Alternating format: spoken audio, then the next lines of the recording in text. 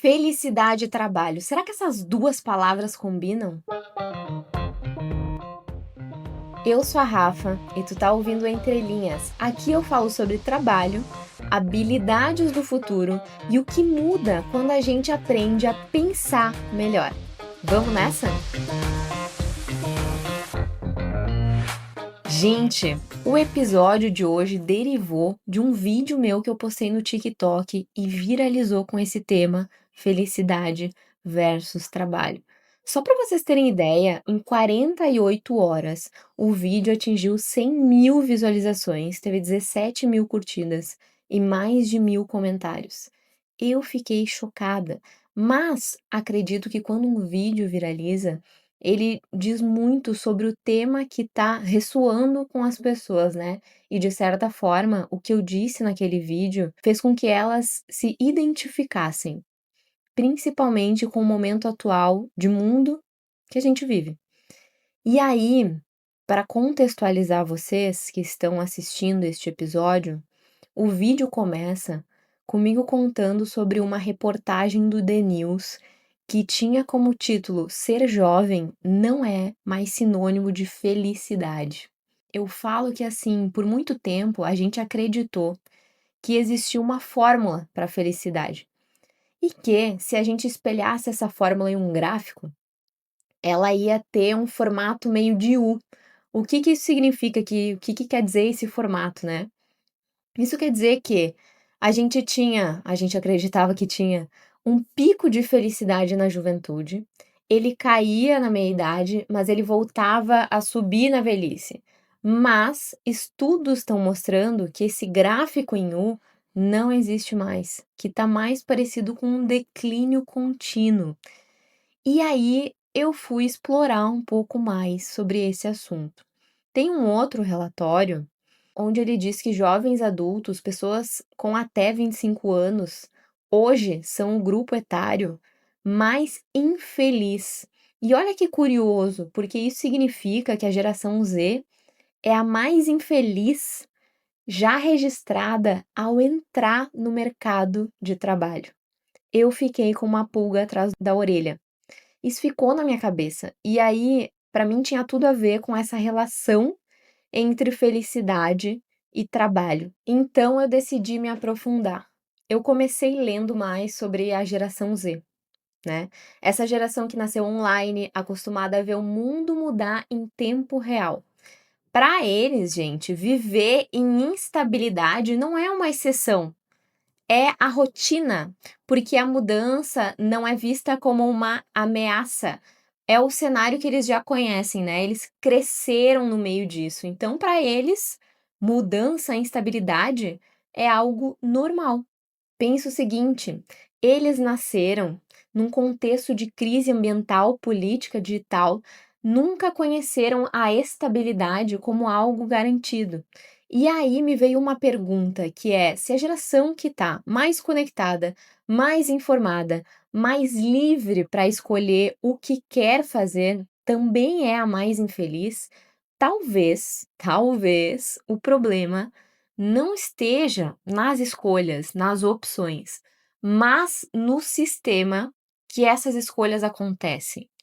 E aí, tem números que nos ajudam a entender isso. Olha só, a Deloitte, em 2025, entrevistou mais de 23 mil jovens em 44 países e descobriu que 94% da geração Z prioriza equilíbrio entre vida pessoal e profissional, em vez de subir de cargo, em subir em hierarquia nas empresas. Tem um outro relatório do The Guardian que mostra que os jovens valorizam descanso, liberdade e propósito. Para muitos deles, fazer hora extra é visto como uma péssima gestão do teu tempo. Fazer hora extra não é vista como uma questão de comprometimento, né? E quando a gente analisa ainda mais a fundo isso, que aparece nessa questão de o que a geração Z valoriza, aparece flexibilidade, aparece coerência, aparece relevância. Então, até me espanta ver tanta gente chocada com o fato, por exemplo, dessa geração preferir ser produtora de conteúdo, preferir produzir conteúdo nas redes sociais, né. Isso está atrelado a construir a sua própria comunidade, a trabalhar por conta própria. E não é à toa, gente, que a creator economy cresce exponencialmente.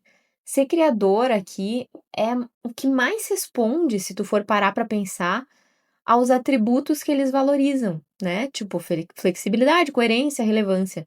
Então, para mim, eu fico me perguntando se não é óbvio essa escolha, né? Essa preferência. Então, ao invés da gente rotular uma geração inteira como inadaptável, preguiçosa, a gente deveria entender o que está por trás desse comportamento. Não é só o mudar o comportamento, mas entender o que está por trás disso tudo. E aí, olha só, eles cresceram com essa sensação de que tudo em volta deles muda rápido demais.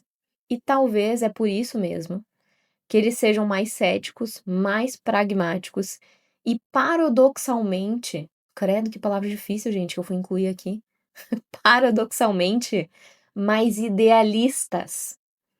Um dos comentários do vídeo que eu publiquei dizia o seguinte: olha só, qualquer coisa que acontece no mundo é culpa da geração Z. Pois é, gente. Quanto mais eu leio sobre o tema, mais eu percebo que não é só sobre a geração Z. Tu vai entender o que eu tô falando. Calma, respira fundo. Tem mais de 1000 comentários no meu vídeo, de novo em 48 horas.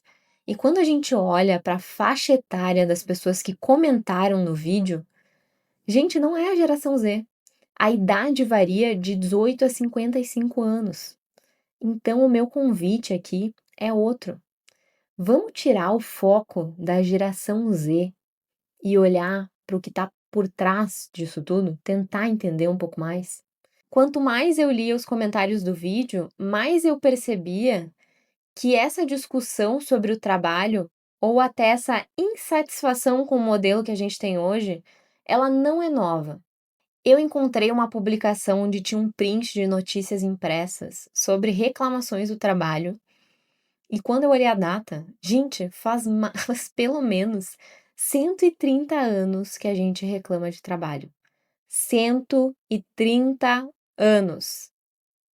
Então, não é de hoje que existe essa crise entre gerações e trabalho. A diferença é que agora ela está acontecendo num ritmo muito mais acelerado, num mundo que está hiperconectado, com mudanças que acontecem em escala em meses, não mais em décadas. Eu comecei a pensar então o que o trabalho significa em cada época da nossa vida. Aliás, o que o trabalho significa para cada um de nós, o que o trabalho significa para ti. Quando a gente pega uma linha cronológica, olhando para as gerações, a gente consegue fazer a seguinte leitura. Os baby boomers cresceram no pós-guerra, então eles viam o emprego como um sinônimo de estabilidade e pertencimento na sociedade. Era o tempo de reconstrução, ou seja, trabalhar duro, às vezes até sem muito poder de escolha, né, sem poder escolher com o que trabalhar, acabar indo para trabalhos mais pesados e braçais, mas o que importava era ser leal àquela empresa e construir aqui uma vida sólida, né? O trabalho estava atrelado a esse fator. Agora, a geração X, que veio depois, ela foi marcada pela globalização, pela chegada dos computadores. Eles começaram a questionar o modelo industrial, mas eles ainda acreditavam que a segurança ela estava no crachá. Então, para eles, o que importava era fazer carreira, ficar 20, 30, 40 anos no mesmo lugar. E aqui o negócio era dar duro pelo trabalho, era dar vida pelo trabalho. Depois da geração X chegam os millennials. Eu estou inclusa nesta categoria, sou uma millennial. Tenho lugar de fala. E aí, gente, o trabalho aqui muda de novo. A gente nasceu, cresceu enxergando os nossos pais dar a vida pelo trabalho, entender que o sucesso e a qualidade de vida estavam atreladas ao reconhecimento no trabalho. Só que a gente começa a se questionar aqui se a gente quer viver o mesmo. A gente vê nossos pais passando a maior parte do tempo da vida deles trabalhando. Então é comum esse questionamento. E junto disso, a gente viveu o fim das promessas de estabilidade, onde nada era garantido. A gente viveu o início da era digital, né? A gente ainda tem uma participação do offline junto com o online. E a gente foi os primeiros a dizer que a gente queria encontrar propósito no trabalho. Ou seja, eu vou trabalhar, mas eu vou trabalhar em lugares que eu entenda que tem um propósito, que façam sentido para mim, e lugares com valores parecidos com os meus. Até tem um estudo da McKinsey que mostra que 70% dos millennials, eles aceitariam ganhar menos se o trabalho tivesse um propósito real. Então, gente, aqui a conversa ela começa a mudar um pouco, né? Então, ao invés de da gente olhar o trabalho como, né, o trabalho para sobreviver, a gente começa a olhar o trabalho sobre uma outra ótica, né? Que é o trabalho para significar, né? Para ter propósito. A gente foi empreender, a gente foi testar diversos mercados, a gente trabalhou em startup, a gente trabalhou em multinacional, a gente rodou o mundo atrás de propósito. E a gente também conheceu o burnout. Crises e mais crises de identidade. E de certa forma, isso sempre esbarrando no trabalho. Agora entra em cena a geração Z. Então, a geração Z olha para tudo isso e pensa: se o propósito virou uma cobrança, se a estabilidade não é mais uma garantia, e se o custo da produtividade é igual a ficar exausto, o que é que a gente está fazendo da nossa vida? Por que a gente está aceitando tudo isso? E aí o questionamento ele muda de tom, porque não é mais sobre propósito no trabalho, mas é sobre ter uma vida enquanto se trabalha. Segundo o Fórum Econômico Mundial, até 2034, 80% da força de trabalho global vai ser composta por millennials, geração Z e geração alfa. Ou seja, o futuro do trabalho já está sendo moldado. Quer a gente queira ou não, está sendo moldado por quem não aceita mais o velho modelo. A gente sabe disso, né? Às vezes a gente só não quer tentar entender. Então eu me pergunto aqui por que existe uma resistência tão forte em mudar. Para mim, é porque cada geração reage no seu tempo, né? O novo, ele sempre assusta, principalmente para quem já está acostumado a viver com o velho. Já é uma zona comum. A gente adora uma zona em que a gente se sinta confortável. E mudança assusta, a gente sabe disso, né? E eu até entendo as outras gerações estarem apavoradas, porque a tecnologia tem dado saltos impressionantes e as coisas, elas vão continuar mudando em uma velocidade absurda. Então, o novo, ele sempre cobra com que a gente se adapte. Só que tem algumas coisas aqui, de novo, que a gente está enfrentando uma resistência em mudar. E quando a gente fala das gerações, se tu parar para pensar, todas elas provocaram grandes mudanças no mundo. Só que em cada época, elas tinham as suas próprias características. Então, quando a gente olha para as gerações e para o que elas representam, para o que elas passaram, para o que elas sentem hoje com essa coisa de mudança, a gente até consegue entender as características, né? Então, por exemplo, os boomers, eles eram considerados, eles até são vistos ainda como pessoas duras demais, né? A geração X, ela foi vista por muito tempo como acomodada. Tu sabia disso? Os milênios, então, a minha geração, vista como a mais instável da história, não sabe o que é da vida. Agora, a geração Z, que está sendo pegada para Cristo em tudo quanto é reportagem, está sendo vista como a mais mimada e preguiçosa da história. Só que, se a gente olha para essas características das gerações, até dá para perceber um padrão. Cada geração, de novo, reagiu no seu tempo, mas todas elas estavam tentando resolver dilemas muito parecidos. Os boomers, eles queriam estabilidade depois do caos da guerra. Então, trabalhar aqui significava reconstruir o mundo, né? De um novo jeito. Agora, a geração X, ela queria crescer dentro de um sistema que estava se criando. Ela acreditava que subir na hierarquia era uma forma de conquistar respeito, segurança e status. Por isso, eles davam a vida pelo trabalho. Agora, os millennials viram esse sistema quebrar aos poucos. Demissão em massa, colapso financeiro, a promessa quebrada de que bastava tu trabalhar duro, tu dar a vida pelo trabalho, que tudo ia dar certo. Então, por isso mesmo é que vem o discurso, né, de buscar propósito e sentido no trabalho. E muitos de nós adoecemos buscando esse tal do propósito. Agora, para mim, a geração Z, ela chega com uma nova pergunta, que é a seguinte: e se o trabalho não for o centro da vida? É uma geração que não quer estabilidade a qualquer custo, muito menos encontrar um propósito que esteja atrelado a um fardo. E não é que eles estão rejeitando o trabalho, não é que eles não querem trabalhar.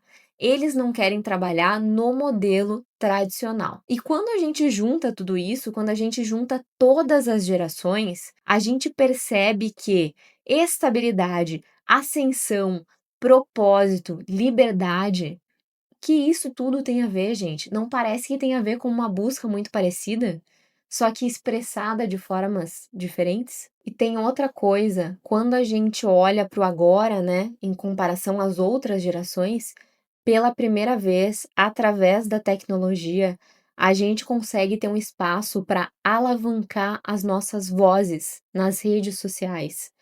Então a gente vê esses questionamentos de uma forma muito mais forte, muito mais latente do que antigamente.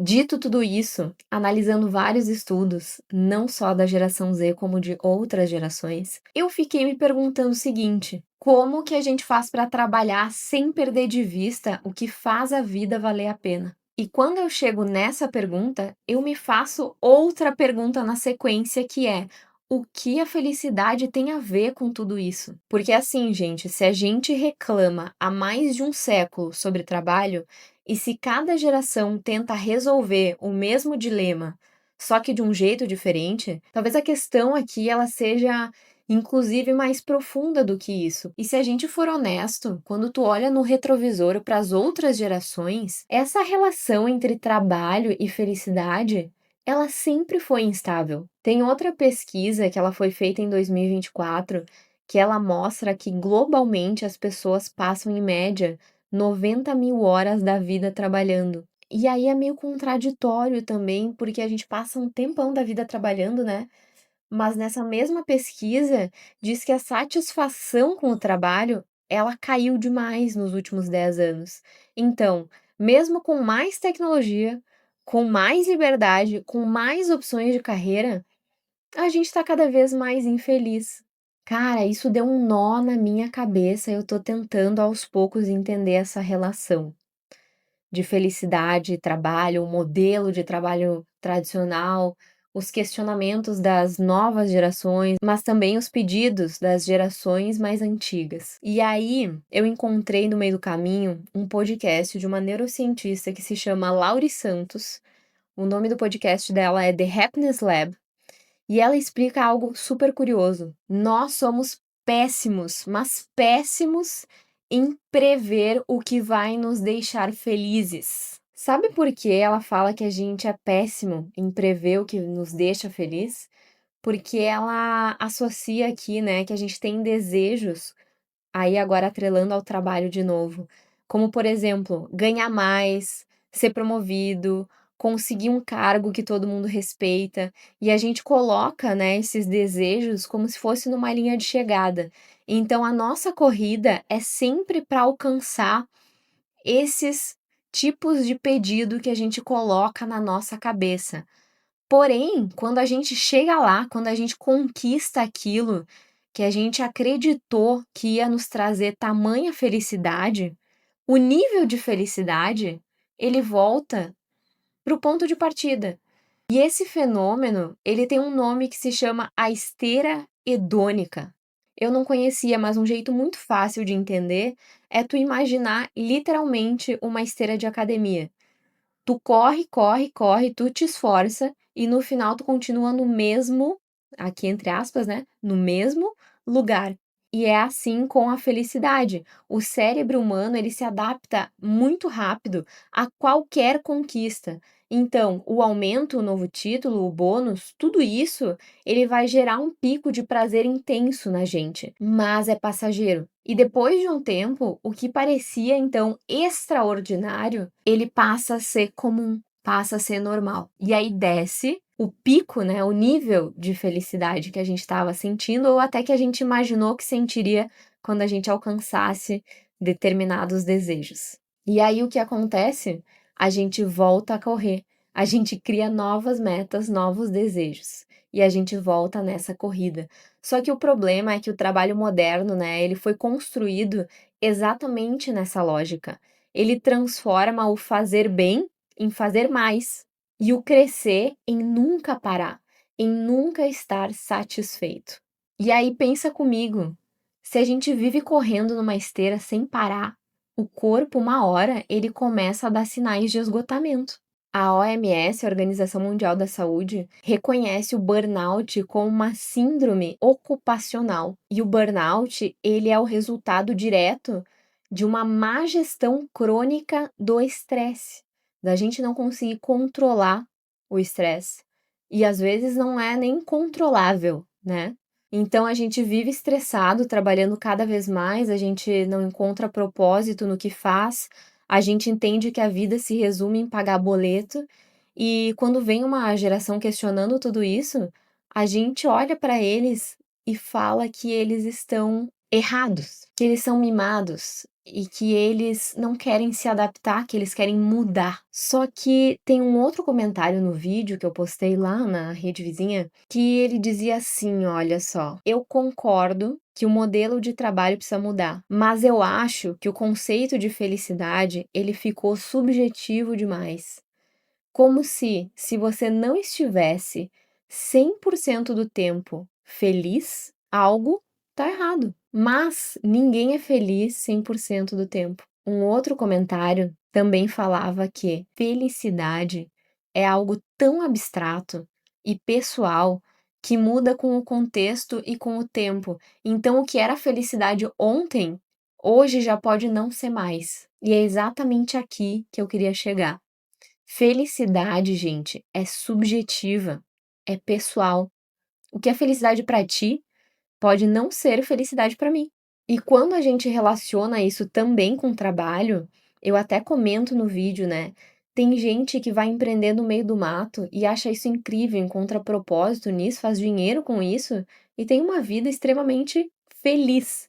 Tem gente que quer paz e estabilidade e vai encontrar isso em qualquer canto do mundo, em qualquer tipo de trabalho. Tem gente que vê sentido em trabalhar como ser a principal coisa da vida e vai morar numa cidade urbana caótica como São Paulo e vai ver sentido nisso. E tá tudo bem, porque, de novo, felicidade é pessoal. Outra coisa que eu percebo é que a gente tenta colocar a felicidade dentro do trabalho. Só que a gente precisa revisar o nosso conceito do que é o trabalho. Mais do que talvez revisar o conceito do que é o trabalho pra gente, o que o trabalho significa pra gente, né? O que o trabalho significa, de novo, em cada época da nossa vida. Mas tem uma outra parte aqui que é essa coisa, nessa forma como a gente aprendeu a medir felicidade através do trabalho, como se existisse uma única forma certa de ser feliz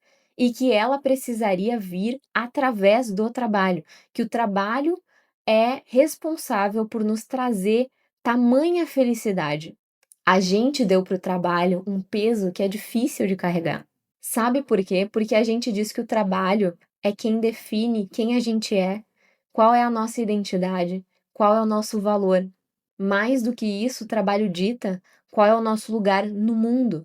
O The Happiness Lab, o podcast da neurocientista que eu comentei antes, ele traz uma resposta bem interessante a essa pergunta do que realmente nos faz felizes. Ela comenta que felicidade não vem de picos, vem de ritmo, vem de momentos pequenos repetidos que geram sentido e conexão. E quando a gente aplica isso no trabalho, o que aparece aqui não é a busca por um trabalho perfeito, mas uma forma de trabalhar que vai preservar esse ritmo e essa constância. A gente consegue traduzir isso em, por exemplo, ter tempo para descansar, ter tempo para se relacionar, e entender que o que a gente faz, mesmo que pequeno, importa, mesmo que seja num detalhe da tua rotina. São essas pequenas coisas da rotina, inclusive, que somam para essa questão da felicidade. Então a pergunta talvez não seja como ser feliz no trabalho, mas como fazer o trabalho caber dentro de uma vida feliz. Gente, complexo, tá? A gente achou que era simples entender a relação de uma coisa com outra, mas quanto mais a gente aprofunda, mais coisa a gente encontra e a gente percebe que não é tão simples assim resolver, mas tem várias saídas, né?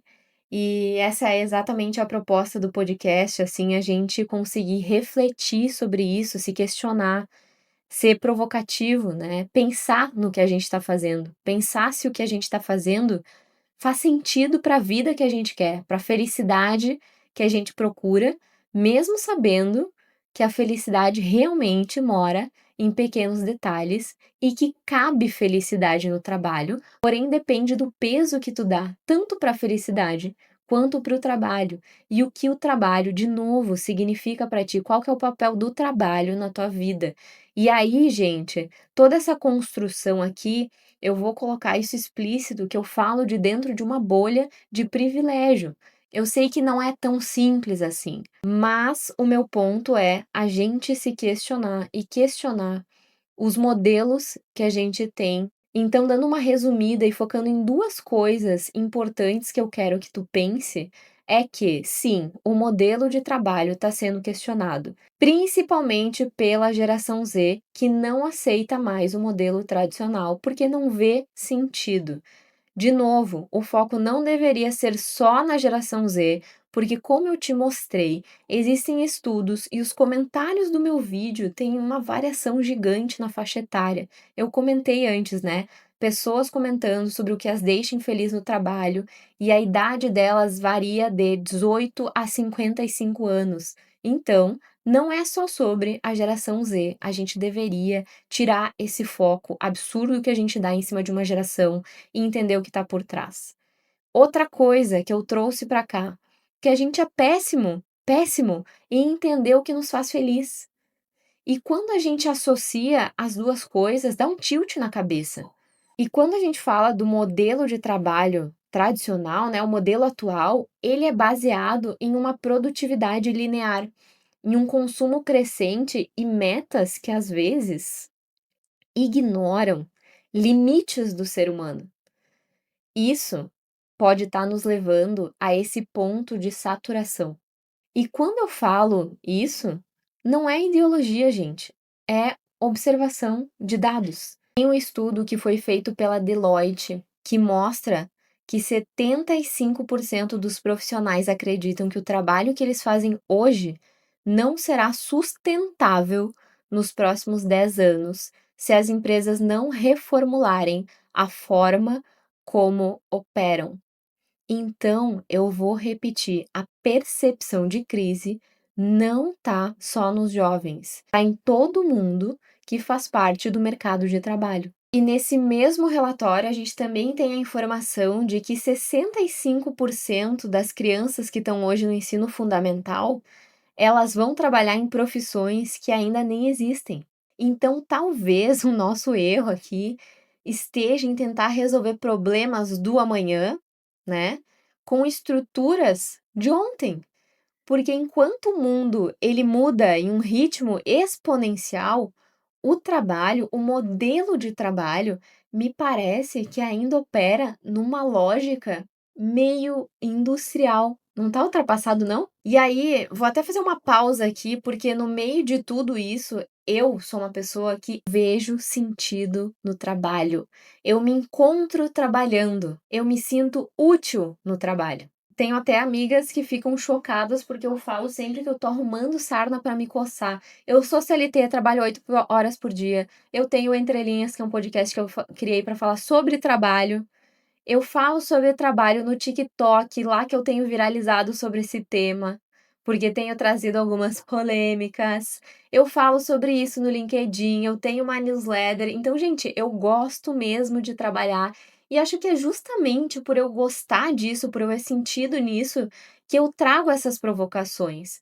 Porque eu quero continuar produzindo, eu quero continuar vendo o mundo avançar, eu quero ter dinheiro no bolso, eu quero fazer viagem, eu quero estar mais próxima dos meus amigos, da minha família, eu quero pagar os meus boletos, eu tenho muita vida para viver pela frente. Eu entendo isso e eu entendo os frutos que o trabalho pode me proporcionar.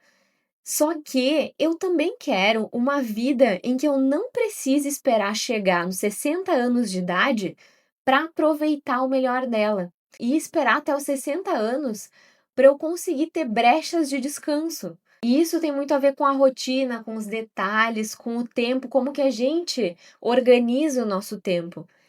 Parecem ser coisas simples, mas quando a gente associa com o trabalho, não são. E quando eu leio os comentários no vídeo que eu publiquei, eu vejo muita gente que pensa igual. Nenhum comentário fala de preguiça.